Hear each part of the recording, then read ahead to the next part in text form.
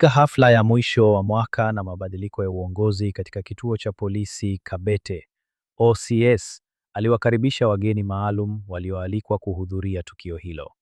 Miongoni mwao alikuwa Bwana Langat kutoka IPOA.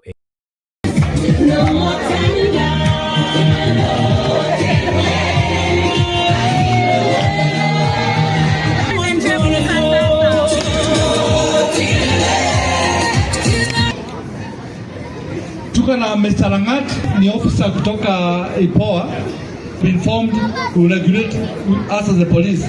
My name is Mr. Langat Emmanuel. I'm the Director of Investigations at the Independent Police and Oversight Authority. Baada ya kutambulishwa, Langat alipewa nafasi kuzungumza na kuwasilisha ujumbe wake kuhusu uwajibikaji na maadili. I have picked something here very, very important. I have seen that it is possible that in policing, fighting crime, the OCS and his team and the OCPD and the county commander, all of them can work together.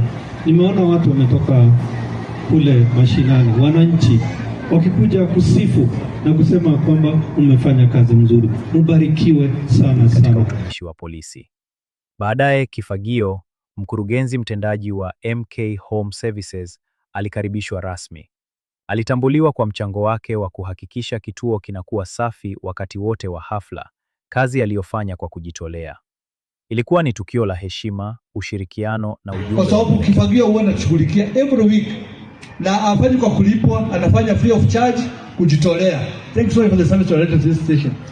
Ukiona mtu unamwambia salimia Kifagio hivi kwa hewa, anakataa kusalimiana, hebu muangalia mkono iko wapi? Iko kwa nguo yako, si ndio? Fanya mkono hivi.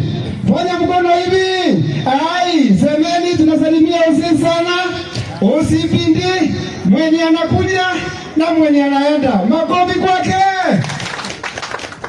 Asante sana.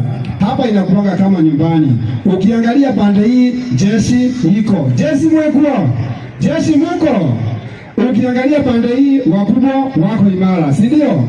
Na ukiangalia pande hii wase wametulia. Kwa hivi tukitaka kusema hivi, tukiendelea hivyo na ajenda hizi mingi na tukiitiwa kwa chakula namna hii, lazima udhuru itakuwa safi.